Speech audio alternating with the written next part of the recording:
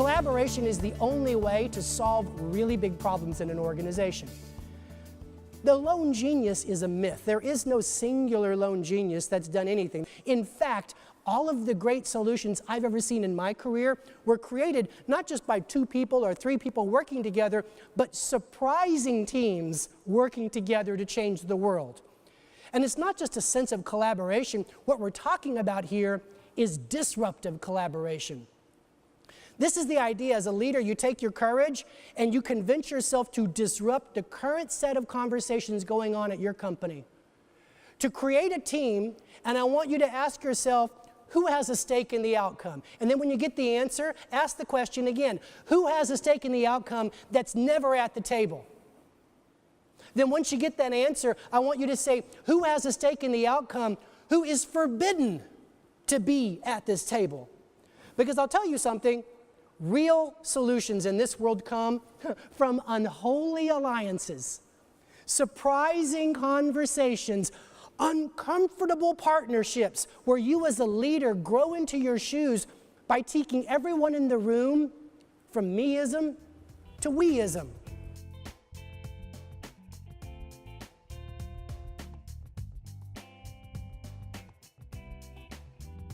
Here's a study, and I love this study because this will solve a key problem in your life, meetings. Meetings are the root canals of corporate careers. They're horrible. They're an hour, they're 2 hours long, and what do they usually end with? Well, that was great. Let's have another meeting in 2 more weeks and do this again, right? That's the result of the average meeting. At Deeper Media, we study this. Here's what we learned.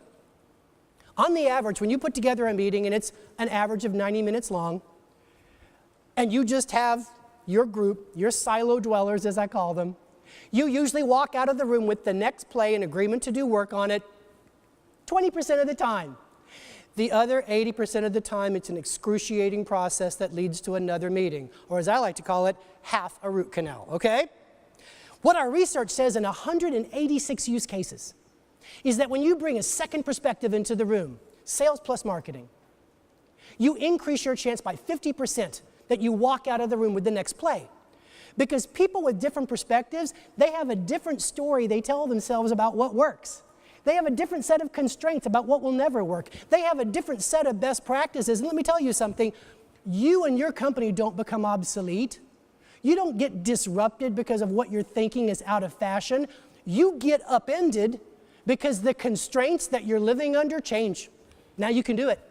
All the best practices you've lived on don't work anymore because we moved to the cloud. Everything changes, and as you increase perspectives, you increase the speed at which you solve problems.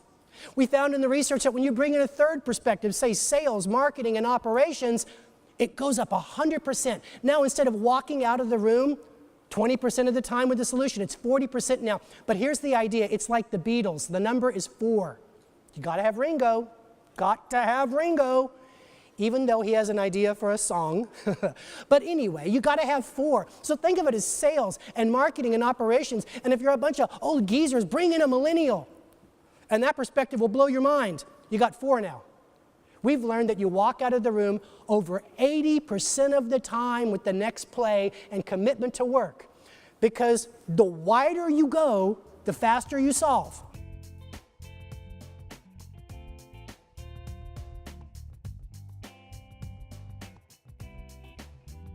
When people are alone, they are frightened in the face of adversity.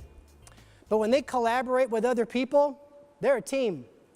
And it changes their sense of courage. And it's important for you to show the courage to convince people to create what I call collaborative webs. Not just meetings in the silo where you compare notes and patch the status quo and preserve the way things are. I mean collaborative webs that go widely across the enterprise. Talking to the land of no, engaging with the world of slow, doing deals with competimates. The most courageous thing you express as a leader is the idea that you tell your people when you get stuck, I want you to go wide. Don't tell them to think outside of the box. Tell them to solve outside of the lines.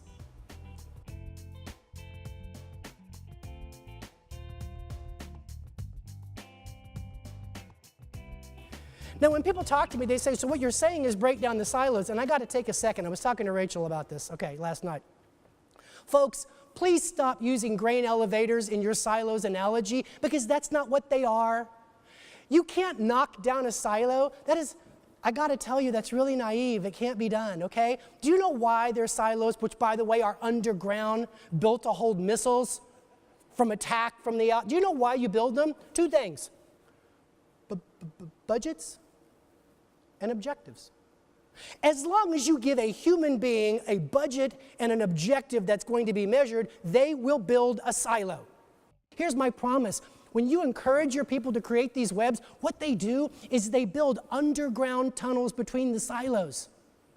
When I see truly remarkable organizations today in 2017, and I've studied many of them, Salesforce is a good one, Tesla is a good one, Wegmans is a good one, SAS Institute is a good one. This is what they figured out. One problem at a time, courageous leaders have fostered disruptive, collaborative webs, and they've connected the groups together and created an organization driven around a common shared vision.